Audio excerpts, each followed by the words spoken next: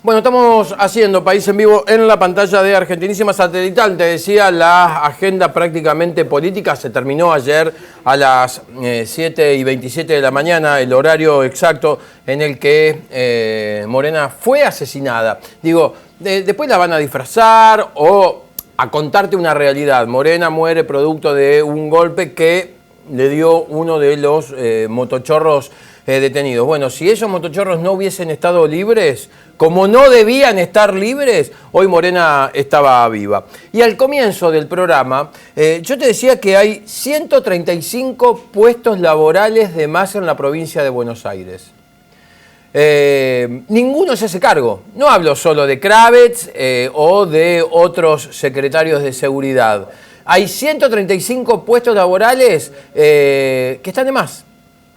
Después la estructura, ¿no? Y son las secretarías de seguridad de muchos de los municipios. No vamos a englobar a todos porque hay representantes de esa rama municipal que toman el toro por las astas.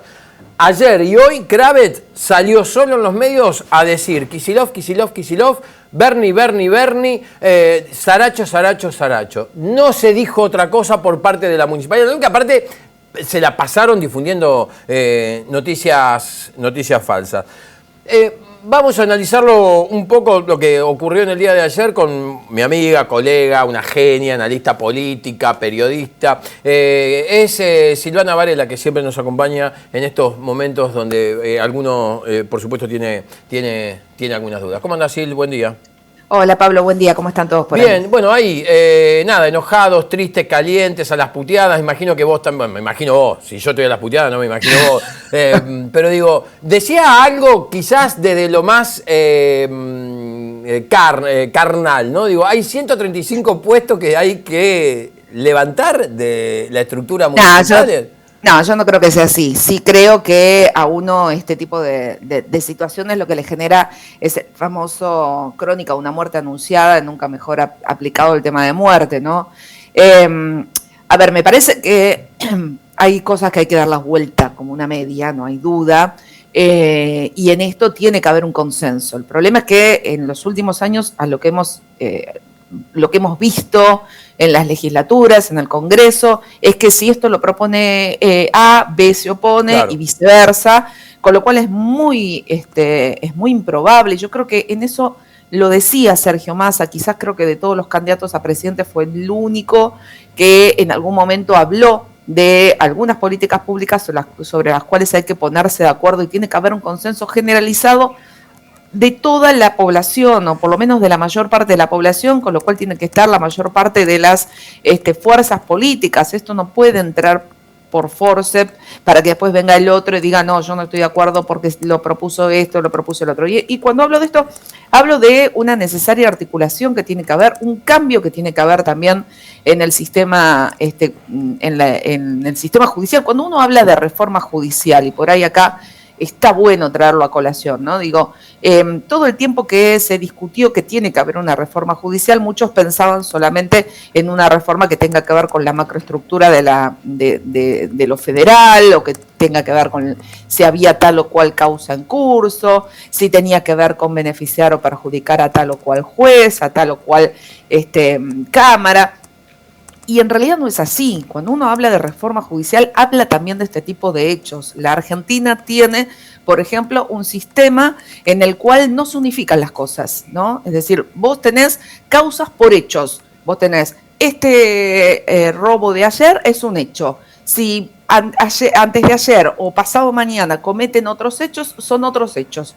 No hay una manera de unificar si el autor es el mismo, ¿se entiende? Uh-huh. Y poder juzgar en función de todos esos hechos juntos. Entonces vos tenés una cantidad de antecedentes. ¿Por qué nos sorprendemos cuando decimos, che, pero cómo puede ser que con tantos antecedentes esté libre? Bueno, porque uno no tiene que ver con el otro. Porque son antecedentes de distintos hechos, son causas que caminan por separado, no se unifican las causas porque tenga el mismo autor, o sea, no hay un algo que los unifique, porque está bien, puede tener un autor con X cómplices en el hecho A y con otros cómplices en el hecho B, no importa, pero tendría que haber algo y no estoy diciendo algo que lo invente yo, digo, el sistema jurídico anglosajón, por ejemplo, es de este modo que yo te estoy describiendo, donde se unifica en función de los autores, entonces se puede investigar de manera diferente. Tenemos el problema en la Argentina que investigan los fiscales y que sabemos que no investigan, no están capacitados para investigar, no fueron formados para investigar, son abogados, todos los fiscales son abogados, no vienen de una carrera de criminalística. Están formados para lo que tiene que ver con la aplicación de las leyes y con los procesos judiciales una vez que el delito se cometió. No están formados para investigar. Antes investigaba la policía. ¿Qué pasó? Se le sacó a la policía porque la policía lo que hacía era cometer excesos que estaban totalmente fuera de lo que tenía que ver también con el resguardo de los derechos. Entonces, se prometió en algún momento pensar en un cuerpo de investigación judicial, crear una policía judicial que esté preparada para investigar, que en resguardo de los derechos y de la aplicación de lo que tiene que tenerse a la hora de investigar y de tratar con un delincuente. Bueno, eso tampoco sucedió. Entonces digo, hay que barajar y dar de nuevo en un montón de cosas que afectan a todo el mundo y que lo vemos en esto que tiene que ver con lo chiquito. Ahora, desde ya que si vos sos secretario de seguridad o ministro de seguridad o secretario de seguridad o director de seguridad de un municipio, bueno, tiene que haber una cuestión articulada y tiene que haber una cuestión de trabajo mancomunado con la fuerza policial que es bonaerense. Sabemos que la fuerza policial es bonaerense en los 135 municipios, pero hay municipios donde se hablan, donde se ponen de acuerdo, donde, la información de si en tal barrio sucede algo, la tiene el municipio, indefectiblemente. O sea, no la tiene la policía. La gente puede llamar a la policía y decir, acá en mi barrio pasa tal cosa. Bueno, le cuento, lamentablemente existe un sistema jurídico que implica que la policía no puede simplemente agarrar el móvil e ir corriendo porque alguien le dice en esa casa se vende droga. Puede actuar en un momento de flagrancia, si está sucediendo un hecho, en ese momento puede ir. Ahora, si no, tiene que dar parte al juzgado, a la fiscalía tiene que librar la orden, etcétera, etcétera. Y sabemos que en el medio también pasan cosas, ¿no?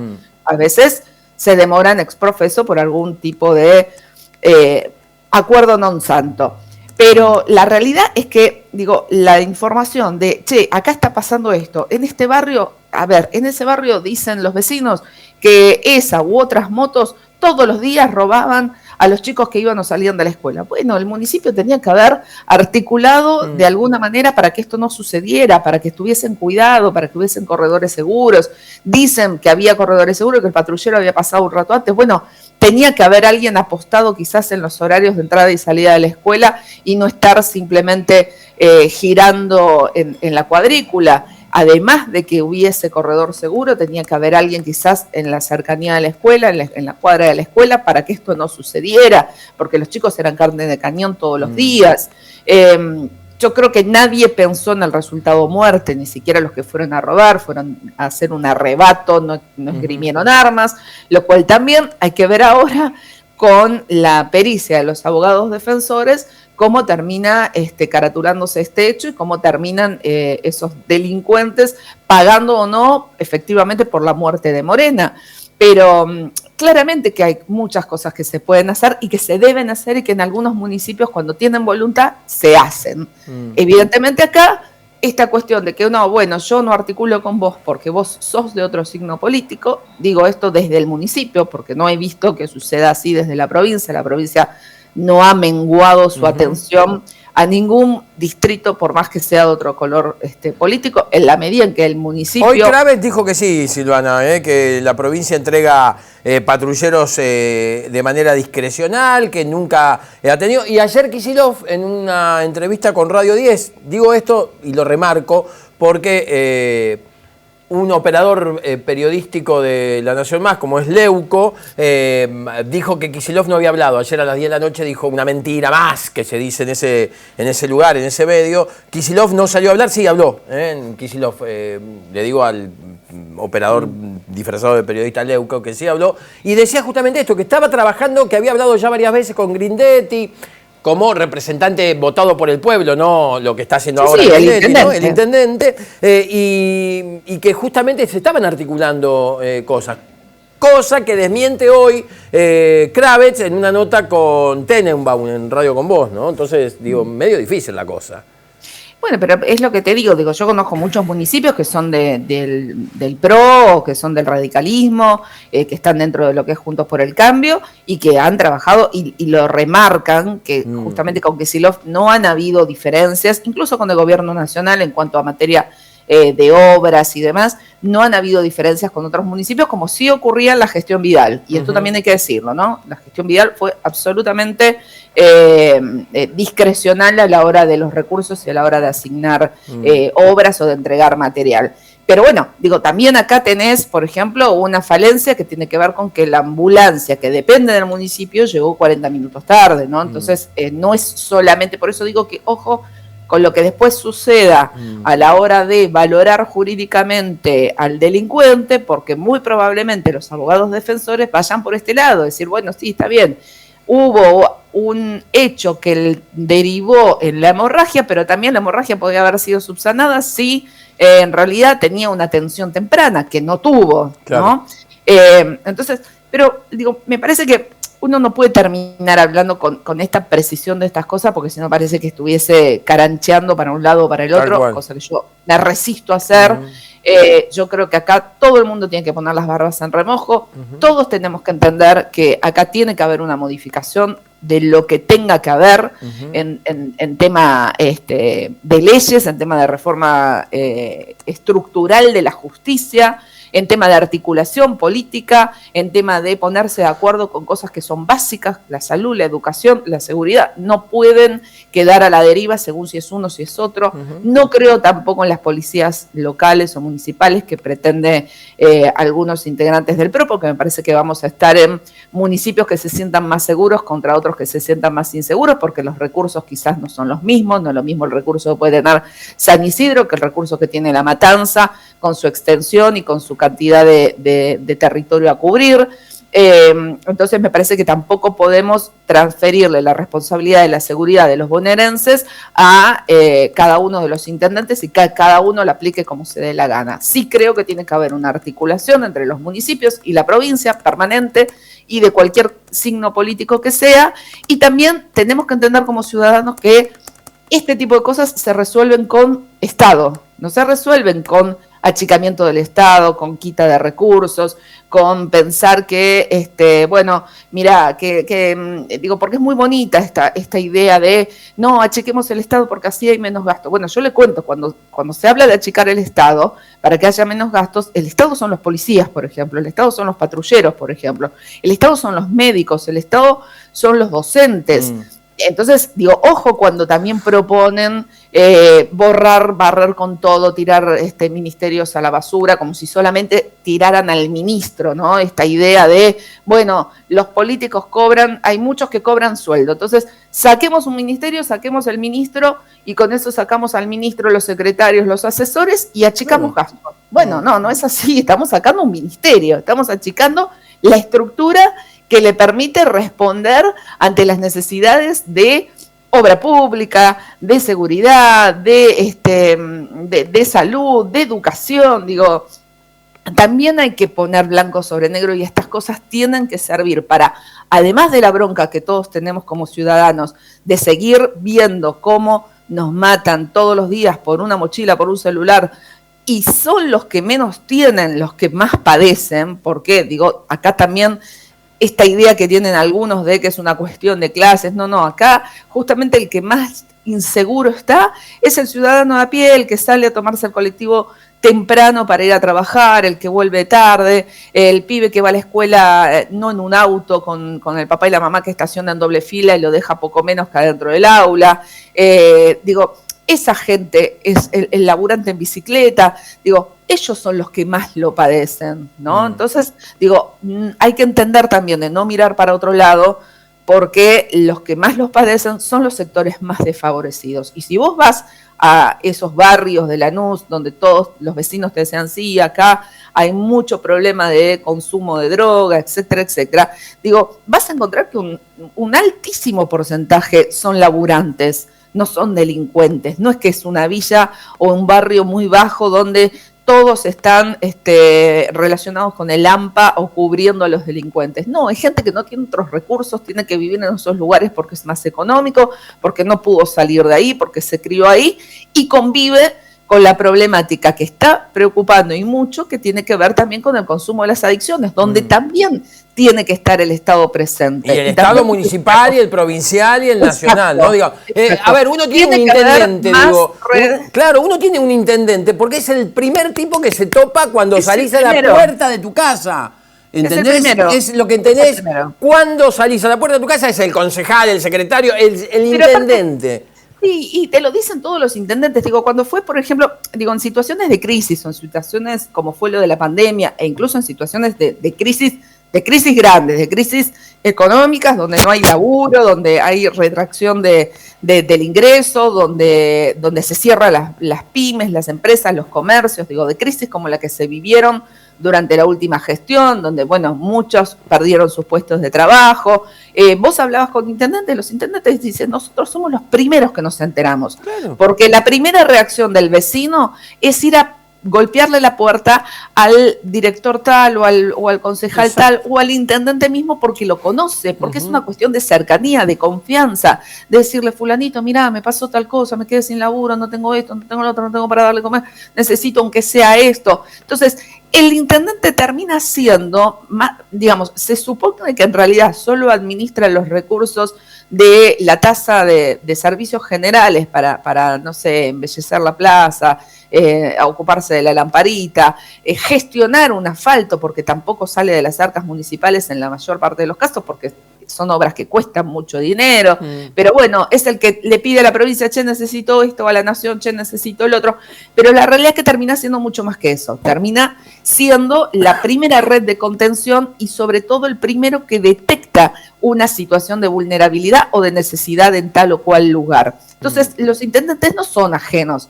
a saber lo que pasa en un barrio, no son ajenos a saber que si todos los días están robando con motos en la puerta de una escuela, esa información tiene que llegar. Y si no llega es porque el intendente no está ahí o porque no le presta atención a lo que pasa ahí, que eso también sucede. A veces, hay intendentes que utilizan la intendencia como plataforma para llegar a otro lugar y una vez que llegaron a la intendencia después ya se preocupan por el otro lugar y desatienden la ciudad y mucho más si no vivís en el lugar, ¿no? En el caso de Grindetti se complica más todavía. Sí, no, aparte lo dijo él mismo, lo confirmó, ¿no? Y nadie, sí. A ver, no lo digo como chicana, lo digo como realidad. No, si vos no vivís en el lugar y solamente vas yo puedo ir a trabajar a la Ciudad de Buenos Aires y no conozco toda la realidad de lo que es vivir en la Ciudad de Buenos Aires, porque voy a un lugar puntual, trabajo y me vuelvo a mi casa. Entonces, mi fin de semana está en mi barrio, mi compra está en mi barrio, mi articulación, situación social o charla con los vecinos está en mi barrio, no lo hago en las cercanías de las oficinas. Bueno, un intendente que va a trabajar solamente y se vuelve, hay cosas que se le pueden estar escapando, obviamente, y que no hablan bien de él como intendente. Pero no quiero caer en esto de, vuelvo a decir lo mismo, no es la intención de carancharlo, sí es la intención de decir, bueno, a ver, pónganse de acuerdo con lo básico, necesitamos ponernos de acuerdo con lo básico, necesitamos que haya consenso, no podemos más seguir en esta cuestión de blanco-negro total, porque no resuelve las cosas, porque está paralizado el Congreso, porque se paraliza la legislatura de la provincia de Buenos Aires, porque hace meses, por ejemplo, que hay 8 universidades nacionales esperando ser aprobadas y no se aprueban por la mezquindad de un sector político que no quiere ni siquiera dar quórum para la sesión, que le parece que es innecesario, cuando todos los que nos criamos en el interior sabemos la importancia de tener una universidad cerca, o lo que nos hubiese cambiado la vida en cuanto al desarraigo si hubiésemos tenido esa oportunidad de universidad cerca. Entonces, me parece que hay cosas sobre las cuales, insisto, tiene que haber políticas públicas donde se pongan de acuerdo y donde esto sobrepase cualquier tipo de interno de mezquindad política. Hay candidatos que lamentablemente proponen exactamente lo contrario, ¿no? Barrer con todo el Estado, barrer con los acuerdos, todo, nada. Bueno, no se puede ir por ese camino. Me parece que no es sano para la Argentina, que tenemos que salir de la crisis que han generado unos, que no han sabido manejar otros, pero que tenemos que salir rápidamente de esto y de los laberintos se sale por arriba, decían. Seguramente. ¿No? Podés seguir enredando. Seguramente. Creo que es sano que se hable. Me pareció interesante escucharlo ayer a Massa, que no tenía nada que ver con esto, pero habló y habló bien respecto de que si hay que ponerse a discutir reformas legislativas, hay que hacerlo. Me parece que es sano que Bernie dé la cara, con algunas cosas coincido de las que dijo, con otras me parece que no. Me parece que también hay que hacer a veces mea culpa de algunas cuestiones de cómo se maneja la seguridad. Entiendo que no puede la policía pararse en la puerta de cada lugar a prevenir el hecho, pero sí me parece que hay que tratar en trabajar de articular. La justicia hay que dar la vuelta como una media, no hay duda, y los municipios tienen que empezar a dejar un poquito sus mezquindades político-partidarias de lado para poder articular y que sea en beneficio de los vecinos, ¿no? Muy apurada, calentar un cafecito. Está muy apurada. Esperame un cachito. El celular.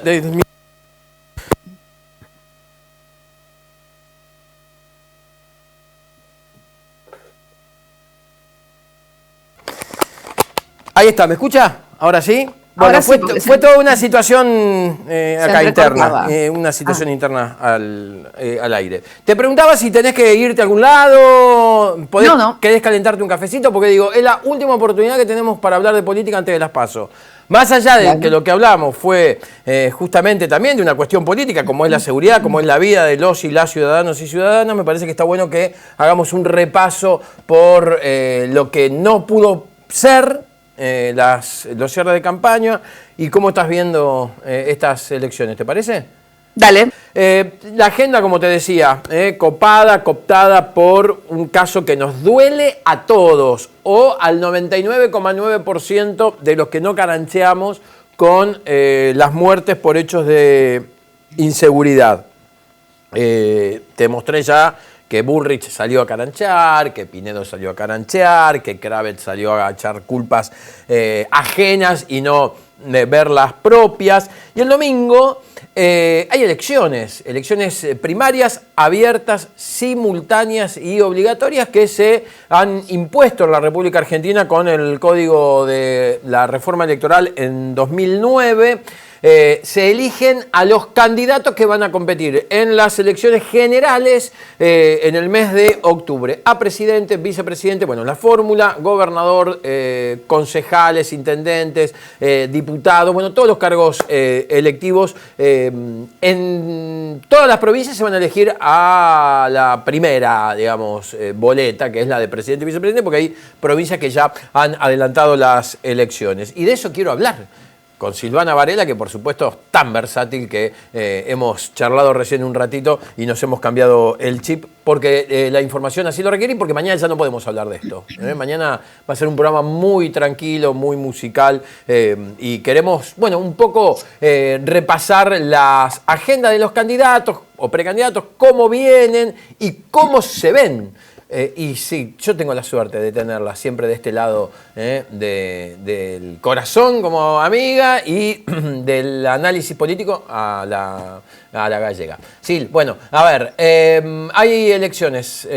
Tu mirada en una primera instancia que tiene que ver con los candidatos, ¿no? Los que son candidatos quizás más competitivos, Massa, Patricia Bullrich, Horacio Rodríguez Larreta, Milei. ¿Cómo estás viendo ese escenario ya? En 2 días tenemos que ir a las urnas. Mira, yo creo que va a ser un escenario de un final abierto, nunca mejor dicho, ¿no? Digo, esta cuestión de, viste que uno siempre dice para cubrirse, bueno, es una elección de final abierto. Me parece que en este caso es realmente una elección de un final abierto donde no hay nada claro, absolutamente nada claro, ¿no? Es decir, no encuentro que pueda creerle. Espera, vamos a hacer televisión en vivo, ¿eh? Amiga, estoy saliendo al aire por Argentinísima Satelital en este momento. Cuando termine, te llamo. Besito. Muy bien. Está bien, cosas que pasan, ¿no? Cosas que pasan porque iba a seguir, la conozco y iba a seguir sonando el teléfono. Por más que esté en vibrador, me molesta que el escritorio se mueva. No, es Lorena Cerini, una amiga, colega. Un beso enorme, así Lore. Que entiende de estas cosas. Bueno, te decía, me parece que no hay encuestas confiables. Ese es el primer problema. No hay encuestas confiables. ¿Por qué no hay encuestas confiables? Porque hay un error metodológico importante que están teniendo todas las encuestadoras en los últimos tiempos. Donde la muestra, la forma de tomar esas muestras no resulta confiable, porque aquellos que lo hacen de manera telefónica, pasa que solamente responden las telefónicas a aquellos que están como en los extremos, ¿no? Claro. Es decir, o el que está muy metido en lo político o el que está con mucha bronca. Son los únicos que se quedan a responder encuestas, los demás no lo hacen. El otro día, por ejemplo, pasó en mi casa que llamaron al teléfono de mi hija sabe que yo las respondo generalmente porque a partir de responderlas uno que está en esto sabe o termina de ver qué es lo que están encuestando las encuestadoras, ¿no? Es decir, cuando te preguntan tal cosa o tal otra, vos decís, mira lo que están midiendo, y a mí, obviamente, de efecto profesional me resulta interesante. Entonces mi hija me dice, toma, ¿querés responder la encuesta? Si no, lo corto. Es decir, el que no está metido en esto, o el que no tiene mucha bronca, que dice, bueno, no, porque está todo mal, bla, bla, bla, bla, no responde las encuestas telefónicas. Y las presenciales, cuando no se hacen de una manera probabilística, de una manera donde todo el universo de electores tenga la misma probabilidad de ser encuestado, etcétera, etcétera, sino que vos parás una persona en la calle en un punto determinado, por más que después los segmentes por edad, sexo y demás, no es tampoco estadísticamente confiable, porque es solamente entrevistas al universo de gente que por X motivo pasa por ese lugar. Entonces, y también pasa que mucha gente se niega a responder aún presencialmente, con lo cual, bueno, no están teniendo ya desde el vamos un muestreo que sea confiable en cuanto al dato que se proporciona, ¿no? Por la manera de tomarlo y por la gente que no quiere responder, con lo cual realmente es muy difícil. Pero sin embargo, siempre a último momento es cuando empiezan a acomodarlo, porque tampoco quieren quedar tan lejos de la realidad y no quieren quedar tan desprestigiados. Y ahí yo me inclino a pensar que Larreta puede ser el que esté ganando la elección interna frente a Patricia Bullrich, por varios motivos. Primero, porque siempre pensé que podía llegar a ser así. Segundo, porque me parece que mucho hubo de operación en esto de decir que Bullrich estaba 10 puntos arriba de Larreta, me pareció mucho. Podía estar arriba, pero me parecía mucho, o me parece mucho que pueda estar 10 puntos arriba de Larreta. Y por otro lado, porque me parece que el crecimiento de Bullrich se daba en detrimento de la pérdida de votos por parte de Milei, ¿no? Es decir, el sector de Milei, que se mantenía originalmente entre 20 y pico % de intención de voto en las encuestas, bajando su intención de voto, eran votos que se transferían directos, y esto sí lo medía la encuesta, se transfería directo a la intención de voto de Patricia Bullrich. Las últimas encuestas no lo dan a Milei por debajo de los 20 puntos, o no por lo menos muy alejado de los 20 puntos, con lo cual es poco probable pensar que Bullrich pueda estar 10 puntos arriba de Larreta. Puede ganar, sí, quizás, pero por poca diferencia. Me parece que la pelea va a ser bastante cabeza a cabeza, y yo me inclino a pensar que no va a ser a favor de Bullrich, sino a favor de Larreta. Pero bueno, de todos modos, insisto, me parece muy de final abierto y me parece muy cabeza a cabeza. Pero también es como que uno lee algunas cuestiones, algunos gestos, ¿no? Entonces, cuando vos ves, generalmente los políticos... Estás tapada, ¿eh? Si querés tomar un poquito de agua o demás, podés hacerlo. Generalmente los políticos, los candidatos, tienen como acceso a números reales, que no son muchas veces los que se publican, que son los que las encuestas le pasan a ellos realmente, y en función de eso toma sus decisiones, ¿no? Y las decisiones que hemos visto dentro de lo que es Juntos por el Cambio en los últimos días han sido todas en favor de Larreta. ¿Qué quiero decir con esto? María Eugenia Vidal se pasó, o sea, no es que se pasó, sino que hasta ese momento se había mantenido como prescindible, como independiente o neutral, pasó a dar su apoyo a Horacio Rodríguez Larreta, hubo candidatos a gobernador que hasta ese momento se habían mantenido neutral, dieron su apoyo a Horacio Rodríguez Larreta. Entonces me parece que cuando todos van hacia un lado es porque, viste, cuando el río suena, agua trae. Bueno, me parece que tiene que ver con eso, con que han tenido información de que probablemente vaya hacia ese lado, que tampoco resulta ilógico si uno recuerda, como lo dijimos acá hace varios meses, que Larreta cuenta con la ventaja de la estructura, cuenta con la ventaja de tener todo lo que es la gran mayoría del radicalismo en función de su candidatura, ¿no? Es decir, no nos olvidemos que muchos de los gobernadores, de los intendentes, que después algunos medios pintan el mapa como amarillo celeste burdamente, sin distinciones de la procedencia de cada uno de ellos, claramente muchos de esos que los pintan como amarillos en realidad deberían ser rojos, porque vienen del radicalismo. Claro. Entonces, con Gerardo Morales como vicepresidente, con la estructura del radicalismo que en el interior, en el resto de las provincias, es muy fuerte y se ha mantenido en pie a pesar de todo lo que le pasó al radicalismo con la historia presidencial. Me parece que, bueno, Larreta tiene esa ventaja comparativa que no la tiene Bullrich, que es ella y los que la rodean a ella. Y tampoco creo que le juegue muy a favor esta definición de Macri, que si bien no dijo taxativamente que apoya a Patricia, salió a hacer un apoyo a Patricia en la entrevista que dio el otro día en TN con Morales Solá. Creo que quedó más que claro que su apoyo es hacia Patricia, que cree que Patricia Bullrich es la que representa mejor el modelo que él le gustaría aplicar, y lo que hemos visto en los últimos tiempos es una Patricia Bullrich donde propone todo o nada, ¿no? Entonces es difícil también entrar en ese todo o nada, con muchos traspiés, ha cometido muchos errores de campaña. Lo que ha dicho del Banco Central es tremendamente de una ignorancia supina, que después, por más que la quisieron dibujar, la verdad que quedó en evidencia que no sabía de qué estaba hablando, y pensar un presidente que no sabe que las reservas del Banco Central no se encuentran en estado físico, y es complejo, ¿viste? O sea, decís, ¿cómo va a manejar la economía?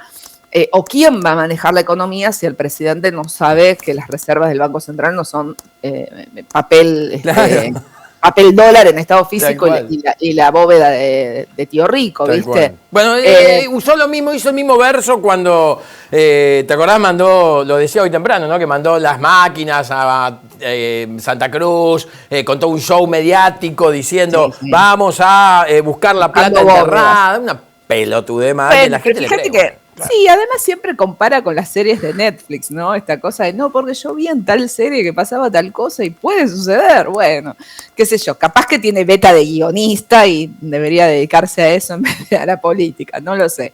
Pero la verdad que creo que ese tipo de traspiés que estuvo en los últimos días o en el último tramo de su campaña no le jugó muy a favor. Tampoco creo que le haya jugado a favor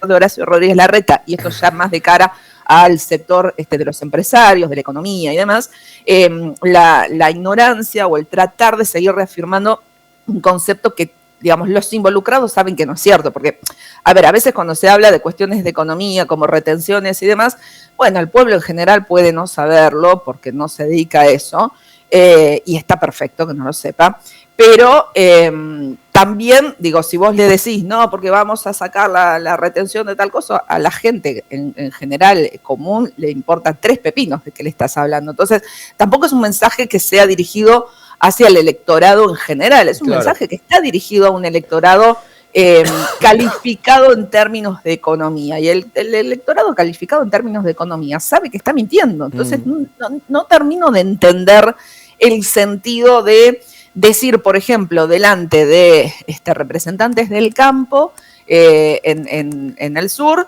vamos a sacar nosotros, qué sé yo, las retenciones a las economías regionales. Y bueno, ahí Massa le respondió, ya le había respondido en la rural, o sea, un lugar interesante para plantar bandera también, y decir, no te permito que se naturalice la mentira. Massa ahí le había respondido muy bien respecto de que de 200 economías, Larreta decía que 200 economías regionales pagaban retenciones. Massa le dijo solamente 6 y las estamos eliminando, y le volvió a repetir el otro día que deje de mentir, porque la realidad es que las retenciones a las economías regionales las impuso el gobierno de Mauricio Macri, y esta gestión, por lo menos a partir de la asunción de Sergio Massa al frente del Ministerio de Economía, las empezó a eliminar, y quedaban solamente 6 que van proceso, planificado cómo se terminan de eliminar, van proceso a que en los próximos meses dejen de pagar retenciones. Estamos hablando de economías regionales de la producción de, no sé, la frutilla, o sea, cosas realmente muy puntuales. No estamos hablando que la soja no paga retenciones, ¿no? Claramente. Con lo cual, bueno, ahí también hubo algunos traspiés en la campaña de Larreta, que me parece que fue el que más sufrió en términos de ser el primero, ¿no? Es decir, asumió Alberto Fernández y a los 2 días todo hacía suponer que Larreta era el heredero de Macri.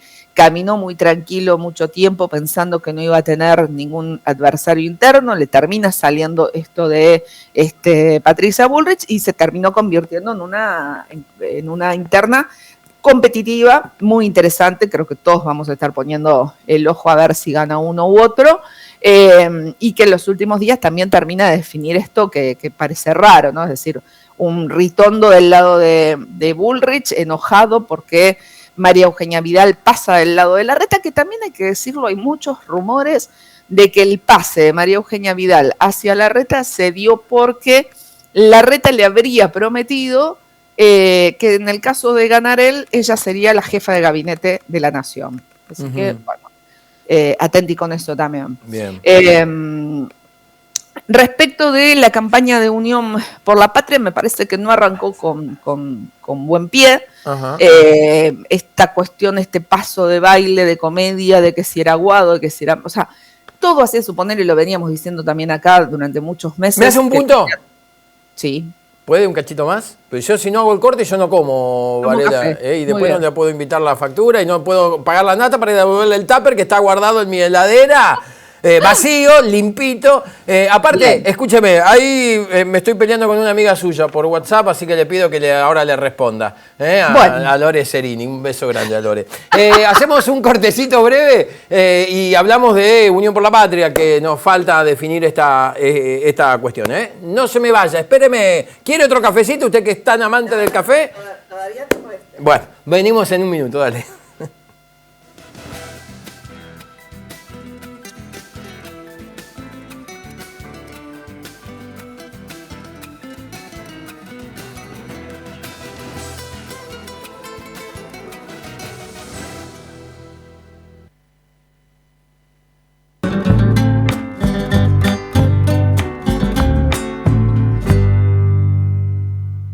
Soy Floppy Martínez y vamos a recorrer nuestras provincias junto al Mate Viajero. Mirá el Mate Viajero todos los domingos de 15:30 a 16 horas por Argentinísima Satelital. Señal de que somos argentinos, bien argentinos. Soy Jorge Romano y te invito a compartir un tiempo distinto en la televisión argentina. Libros, educadores, científicos. Por la vida, todos los lunes, de 20 a 21 horas, por Argentinísima Satelital. Señal que somos argentinos, bien argentinos.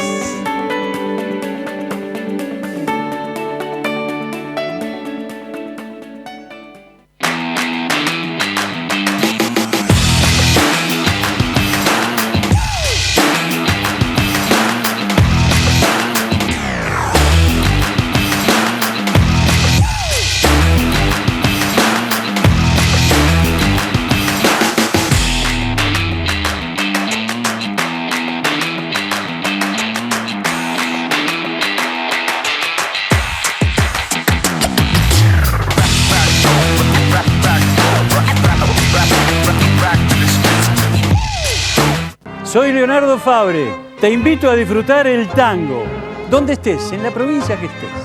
Los viernes a las 22 por Argentinísima Satelital. Señal que somos argentinos, pero bien argentinos. Amor, te sigo queriendo. Te invitamos a recorrer junto a nuestros festivales argentinos, nuestra tradición, nuestros artistas, nuestros artesanos, las comidas típicas y lo mejor de nuestra música folclórica. Todos los domingos a las 13:30 horas por Argentinísima Satelital. Señal que somos argentinos, bien argentinos.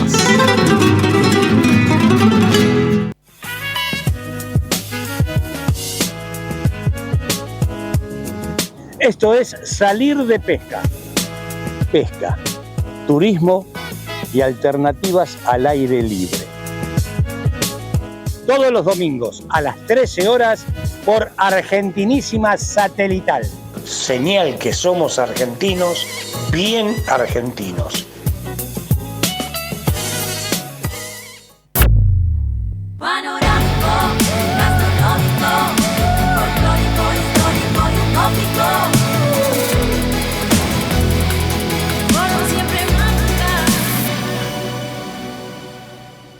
Hola país, mi nombre es Fede Lobo y quiero invitarte a disfrutar del programa Almas de mi Pago todos los sábados a partir de las 14 horas por la señal de Argentinísima Satelital. Señal de que somos argentinos, bien argentinos.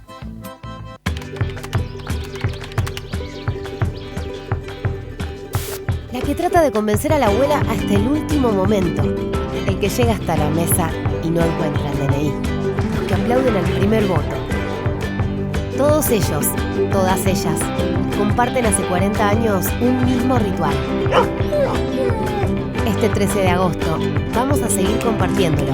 Seamos cada vez más los que votamos por la democracia. Elecciones 2023, 40 años de democracia. Argentina Presidencia.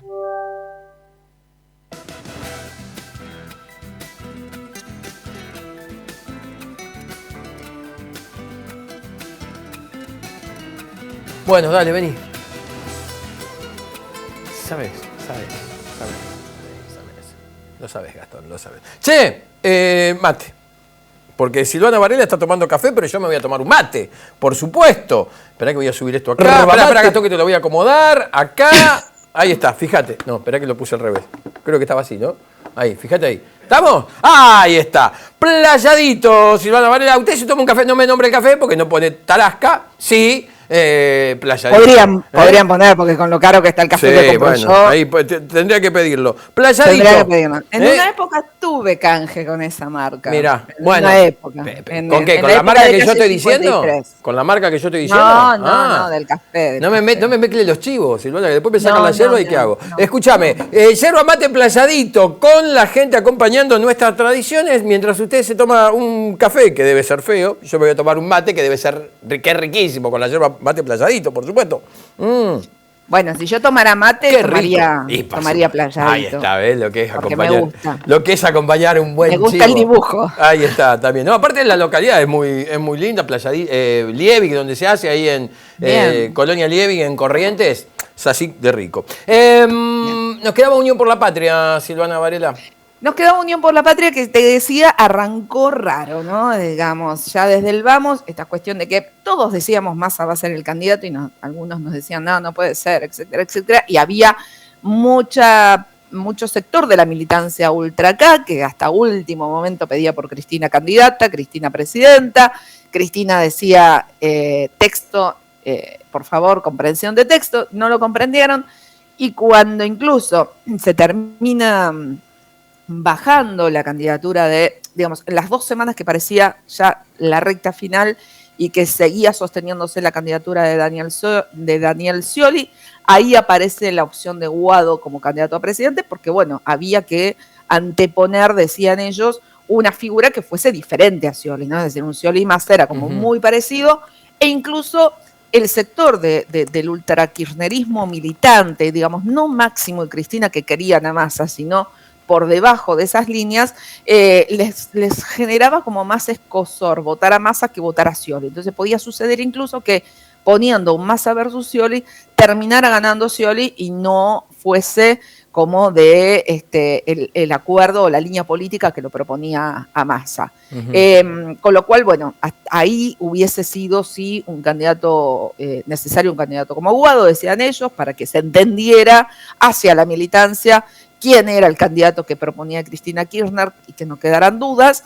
Y cuando se logra acordar que, bueno, finalmente, en realidad diríamos que cuando Alberto Fernández lo traiciona a Scioli y el canciller Santiago Cafiero lo traiciona a Scioli, y me hago cargo de lo que digo porque tengo información que así lo respalda, acá no pongo la bría, es así, hubo una traición.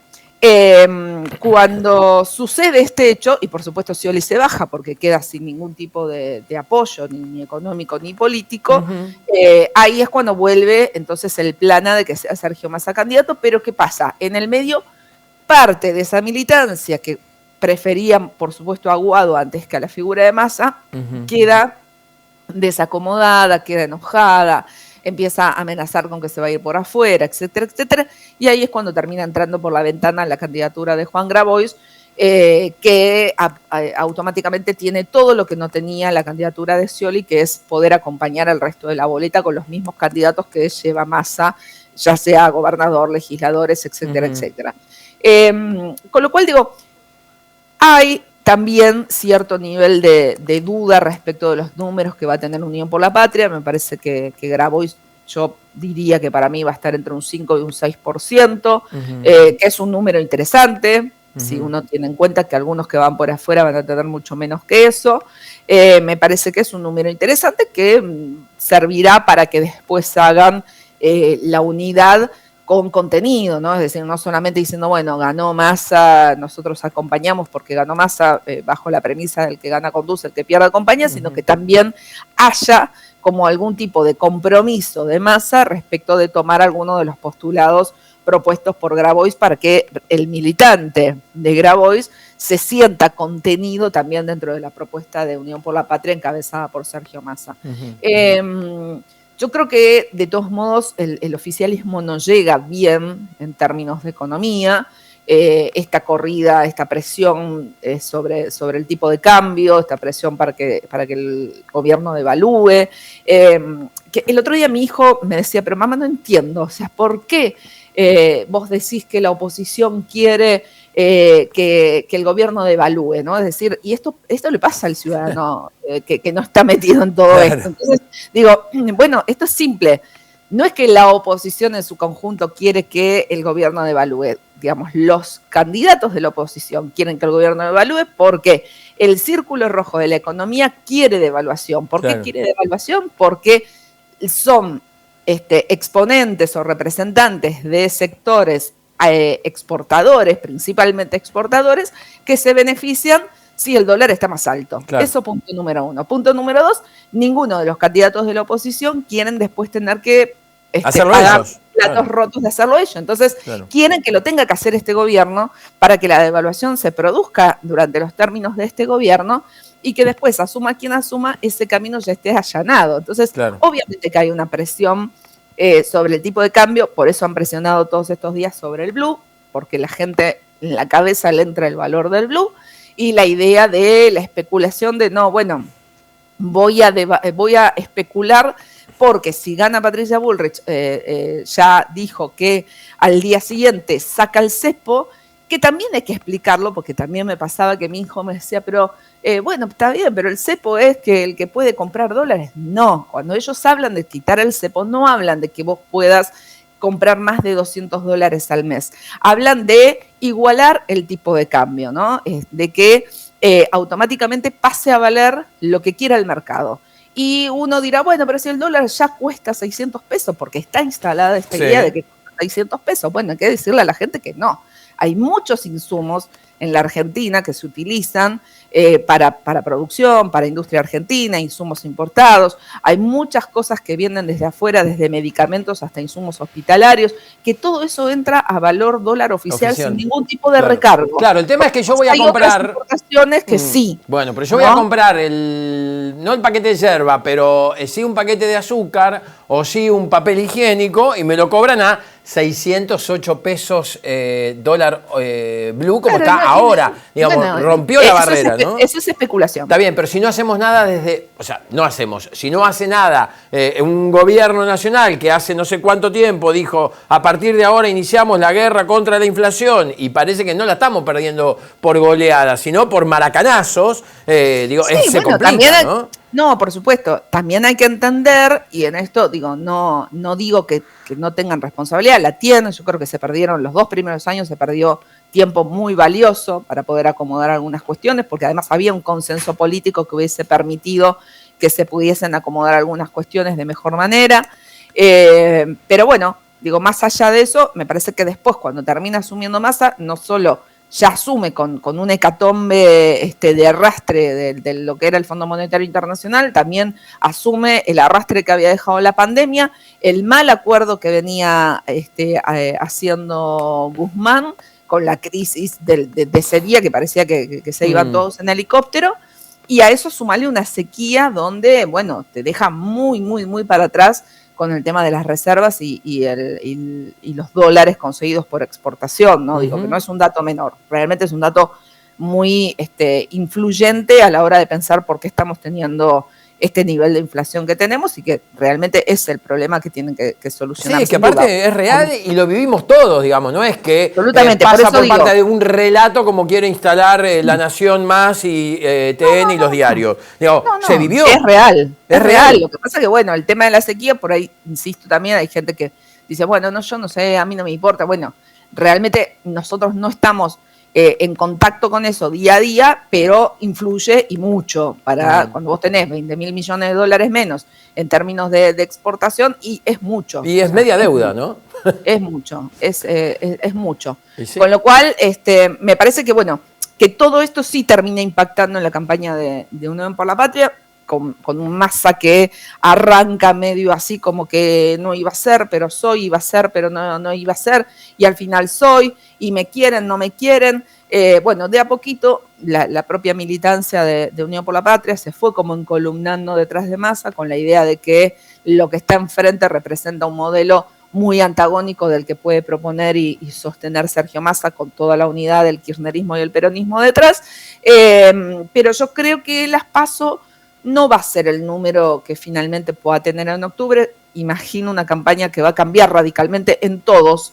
Me imagino que menos Milei, todos los demás van a cambiar radicalmente, porque ahora todavía es, el discurso de Bullrich es llevarlo más a la derecha posible el espacio para diferenciarse de Larreta. El discurso de Larreta justamente es mostrar las inconsistencias de Bullrich, o sea, es un discurso que le está hablando a sus propios votantes, porque todos saben que en las PASO es difícil que vos tengas votantes de afuera, ¿no? Entonces, por ahora le está hablando a los propios integrantes de Juntos por el Cambio para que decidan entre uno y otro.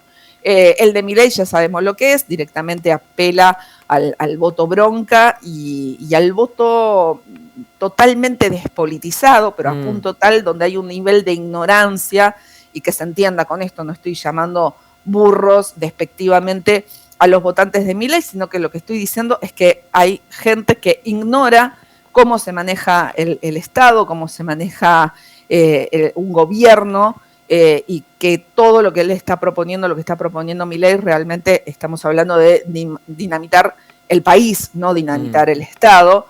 Incluso cuando te habla de dolarizar, hay mucha gente que piensa que si gana 100.000 pesos va a pasar a ganar 100.000 dólares, no entiende que el dólar no costaría ni siquiera los 600 pesos del dólar blue, sino que costaría por arriba de los 10.000 pesos, y tu salario no se iría por arriba de eso, porque hay que empatar las reservas de dólares con el disponible de pesos. Entonces, a partir de ahí es lo que vos pasarías a ganar, con lo cual seríamos... y no estaría todo, porque también está esta idea de, pero todo estaría en función de eso. No estaría todo en función de eso. Tendríamos costos altísimos, tendríamos exportaciones. Es un poco lo que vivimos con el 1 a 1, ¿no? Que sirve a veces para salir de una hiperinflación, pero después en algún momento tenés que salir de eso, porque si no matás la industria nacional, con lo cual matás el trabajo argentino, ¿no? Entonces, hay que pensar en que lo que necesita la Argentina es mayor trabajo con mayor calidad, con mayor valor agregado, menos primarización de la economía, etcétera, etcétera, no es precisamente lo que propone Milei, que apunta absolutamente a otro sector y sería catastrófico. Realmente acá no puedo ser neutral, sería catastrófico. No sería. Aparte es real, digamos, y sabemos y vemos, o sea, generalmente nos dejamos llevar por las primeras impresiones, sobre todo los argentinos, ¿no? Y ver el acto de cierre de este señor, digamos, es no solo impresentable, sino, digamos, una propuesta, como vos decías, ya no voy a repetir lo que vos decías, ¿no? Una propuesta inllevable en este país, digamos. No, incluso esa cosa de ese acting de ministerio de esto, la afuera, basura, ministerio de esto, afuera, ministerio de Obras Públicas, aunque te resistas, afuera. Digo, a ver, el Ministerio de Obras Públicas es el que hace rutas, asfaltos, puentes, canales, me refiero de desagüe, ¿no? Digo, no canales de televisión, hospitales, en todas las estructuras, todo lo que se ha hecho, por ejemplo, en materia hospitalaria de refuerzo durante la pandemia, hubo muchísimo aporte del Ministerio de Obras Públicas. Catopodis ha trabajado muchísimo con las necesidades de obras públicas de cada una de las provincias. Digo, bueno, imagínate que lo que está diciendo Milei es no se hace más nada de esto. Que venga un privado a hacerlo y después lo cobre y entonces pagamos por todo. Bueno, ni hablar lo de la educación con un voucher o de que no haya salud pública, cosas que nosotros damos por normal que exista y en otros países no existe, ¿no? En otros países, si vos tenés cáncer, no tenés acceso gratuito a la quimioterapia, a la radioterapia, a la cirugía, a la medicación oncológica, tenés que pagar, y si no tenés un seguro médico y no tenés plata para pagar, te morís. O sea, si vos tenés cáncer en otro país que no tiene la salud, como el sistema de salud como tenemos nosotros, te morís. Bueno, esto es lo que propone Milei, ¿no?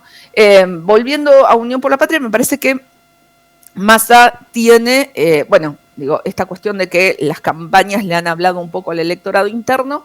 Lo que hizo Massa en los últimos, sobre todo la última semana, fue dejar de hablarle al propio. Me parece que empezó a hablarle al propio al principio, después fue dejar de hablarle al propio y fue a buscar los votos que perdieron en el 2021. Porque si vos analizás la votación del 2019 respecto de la del 2021, donde gana la oposición, en realidad gana la oposición por una cuestión de porcentajes, pero no gana la oposición por una cuestión de haber sumado mayor cantidad de votos nominales. Lo que sucedió es que muchos de los votantes del Frente de Todos del 2019 no votaron en el 2021. Y ahí es donde se nota la diferencia, porque hay menos votos nominales en favor del Frente de Todos, pero no hay más votos nominales en favor de Juntos por el Cambio. Con lo cual lo que quiere decir es que, y además era un porcentaje más alto de ausentismo, lo que quiere decir es que esa gente no fue a votar. Por eso la campaña que vimos de Massa de los últimos días es llamando a votar, o sea, anda a votar, comprometete, involucrate, ¿no? No lo vi hacer una gran campaña en el conurbano. Creo que tiene mucho que ver con que muchos municipios del conurbano tienen sus propias internas, no han querido generar ruido, incluso se suspendió la caravana que estaba prevista en La Matanza, porque había ruido entre los dos candidatos en La Matanza, Espinosa y Cubría. Entonces, creo que podemos empezar a ver a partir de las PASO ya una campaña más apuntada a lo que tiene que ver con el conurbano. Me parece que fue buena su intención de ir por el resto de las provincias, que no están en la provincia de Buenos Aires, donde además, ojo, que tiene una buena intención de votos. Me parece que Massa, lo decía el otro día Gerardo Zamora en Santiago del Estero, ¿no? Digamos, un compromiso 100% con Massa. Hay provincias que tienen un arrastre importante. Fue a pelear también un poco, está peleando un poco ahí el voto en Córdoba, que me parece que también le puede llegar a sacar alguna diferencia en octubre. Creo que está bien que el candidato empiece también a ver todas las provincias y no solamente el AMBA, donde está la mayor cantidad de población en términos de votos, que además, dentro del AMBA tenés la ciudad de Buenos Aires, que claramente no es favorable nunca al peronismo. Bueno, pero ojo con esta elección, ¿no? Paso, digo, el crecimiento exponencial que está teniendo Leandro Santoro es importante y no el acompañamiento que tanto esperaba Jorge Macri. Digo, de hecho se hizo una foto de familia, se dice habitualmente, para reforzar la candidatura como justamente candidato único del PRO, de Juntos por el Cambio, Jorge Macri. Parece que... Bueno, es el candidato único del PRO. Sí, claro. Macri es el candidato único del PRO. Dentro de Juntos por el Cambio, el otro candidato es Martín Lustó, pero es del radicalismo, con lo cual no es ilógico que Patricia Bullrich y Horacio Rodríguez Larreta, los dos de extracción PRO, tengan públicamente que apoyar a Jorge Macri, que es el único candidato del PRO. Digo públicamente porque estoy convencida que Larreta por debajo apoya a Lustó y que además hizo todo para beneficiar a Lustó. Esta metodología del voto concurrente, donde el porteño va a tener que ir a elegir en una maquinita totalmente por separado de la boleta nacional quién quiere que sea su jefe de gobierno, obviamente favorece la posibilidad de que no importa quién es la cabeza de la boleta, porque va a ir a elegir directamente nominalmente quién quiere que sea su jefe de gobierno, así que esto claramente que lo beneficia a Lustó, no hay ninguna duda. Yo creo que Santoro, no sé si en las PASO, sí quizás en octubre pueda rondar un 25%, no estoy viendo que haya un gran crecimiento tampoco dentro de la Ciudad de Buenos Aires. Me parece que en algún momento quizás el peronismo de la Ciudad de Buenos Aires deba tener como alguna clase de autocrítica de no haber construido, sabiendo que Horacio Rodríguez Larreta dejaba de ser jefe de gobierno, porque así lo indica la Constitución de la Ciudad de Buenos Aires, que prevé que el plazo máximo de gestión son 8 años, no construyó un candidato para hacerse cargo de la posibilidad de sucederlo, ¿no? Entonces, creo que no sé si es que lo dan por perdido como territorio o qué, pero uno no ve la misma intención de trabajar políticamente la Ciudad de Buenos Aires que de trabajar políticamente cualquier otro distrito donde gobierne la oposición. Sin embargo, bueno, no lo veo, con lo cual no sé. Y también hay que ver qué es lo que va a pasar con los votantes de Unión por la Patria, si van a ir a apoyar de entrada la idea de Santoro como candidato, o si, sabiendo que no tiene interna, se meten a definir o a participar de la interna del PRO con Lustó, porque había en algún momento muchos hablaban de la posibilidad de ir a votar a Lustó para que pierda Macri, y después, bueno, Santoro salió desesperado a mostrar cuáles eran las ideas de Lustó para que vean que tampoco es que serviría hacia los fines del peronismo que sea Lustó el candidato. Es más, yo creo que Santoro piensa que le sirve más competir contra un Macri, más allá de si la imagen de Jorge Macri es buena o no en la Ciudad de Buenos Aires, pero digo, me parece que le entusiasma más la idea de tener como adversario en octubre a un apellido Macri que tenerlo a Lustó, que puede representar un cambio joven, etcétera, etcétera, con ideas más progresistas que Jorge Macri. Entonces me parece que compiten por un electorado más parecido, por eso creo que Santoro también salió a decir, no, o sea, déjenlo, que se arreglen entre ellos, vengan a poner el voto acá para hacernos más competitivos de cara a octubre. Un dato interesante de lo que tiene que ver con los candidatos de la Ciudad de Buenos Aires es que en algunos casos no han definido fórmulas, porque la Ciudad de Buenos Aires permite elegir solamente al candidato a jefe de gobierno y dejar abierta la inclusión de quién sería el vicejefe para después de las PASO. Ya sí, de cara a la elección general, la tienen que definir, así que, por ejemplo, no se sabe quién va a acompañar a Santoro, quién va a acompañar a Jorge Macri, en el caso de salir electos, ¿no? Bueno, Santoro ya obviamente va a pasar las PASO, así que habrá que ver después quién termina acompañando esa fórmula, que todavía está abierta, porque así lo permite la Ciudad de Buenos Aires. Yo creo que después de las PASO vamos a empezar a ver realmente la campaña de cada uno de ellos. Me imagino que Milei va a ir por más de lo mismo. Me imagino que ya sea que gane Bullrich o ya sea que gane Larreta, van a tratar de ampliar esa base primero van a tener que tratar de fidelizar los votos del otro, ¿no? Es decir, en el caso de ganar Larreta, ojo con lo que pase con los votantes de Patricia Bullrich, porque me imagino que un importante porcentaje de los votantes de Patricia Bullrich pueden sentirse más afectos a ir a votarlo a Milei que votarlo a Larreta. Así que ahí habrá que ver qué es lo que pasa con esa fidelización del voto. Lo mismo en el caso de ganar Patricia Bullrich. Claro. Yo creo que ahí retiene más parte del voto de Larreta, pero también puede llegar a perder parte del voto de Larreta, que podría preferir ir a votar a Massa antes que votar a Bullrich. Exacto. Con lo cual, bueno, ahí también van a tener que hacer primero un trabajo de buscar la fidelización del voto de su adversario interno y después empezar a tratar de ampliar su base de sustento, que me imagino que es lo que va a tratar de hacer Massa, intentando mejorar la economía de bolsillo, ¿no? Creo que vamos a ver en los próximos días quizás algunos anuncios que obviamente ahora no se podían hacer. Claro. Creo que, bueno, va a estar, sí, ya se sabe, la siguiente edición del previaje. Eso ha sido un éxito en términos de gestión, muy aceptado, muy resistido al principio, muy aceptado después por todos los sectores, ni hablar los sectores dedicados al turismo. Creo que se viene el debate de la suma fija. Me parece que vamos a empezar a ver la incorporación de esta idea de una suma fija dentro del discurso de Sergio Massa, que está apuntando a mostrarse como lo que es una persona más moderada, una persona más tranquila, quizás que su adversaria Patricia Bullrich, o que incluso su adversario interno Juan Grabois, que es mucho más exaltado en términos de manifestar sus ideas. Creo que él trata de mostrarse como un presidenciable, como una persona que se preparó, y eso es cierto, se preparó para llegar a esta instancia, que tiene experiencia de gestión, que quizás algunos no la tienen.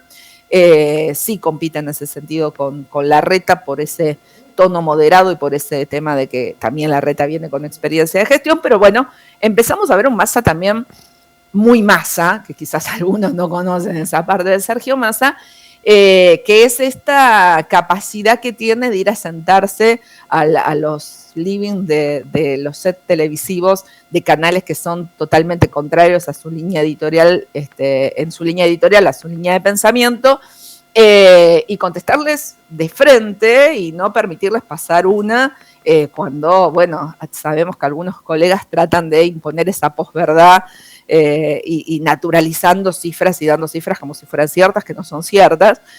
Massa es un hábil declarante en ese sentido, siempre lo fue.